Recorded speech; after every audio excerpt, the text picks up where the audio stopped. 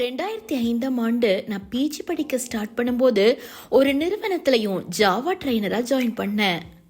ஒரு நாள் அந்த நிறுவனத்தோட மேலதிகாரி ஒரு பிரிண்ட் அவுட் எடுத்து வர சொன்னாங்க.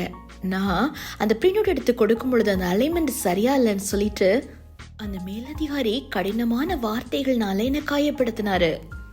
அது மட்டும் இல்ல, அவருக்கு கீழே யாரெல்லாம் ஒர்க் பண்றோமோ எல்லாரையும் ரொம்ப அற்பமாவே நினைப்பாரு.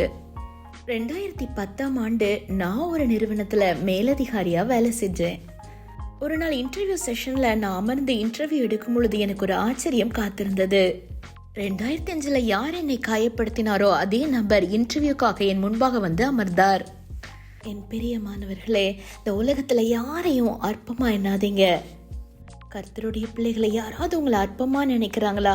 தேவன் இன்றைக்கு உங்களுக்கு சொல்லுகிற ஒரு காரியம், யார் உன்னை அற்பமா நினைக்கிறாங்களோ அவர்கள் முன்பாக நான் உயர்த்துவேன்.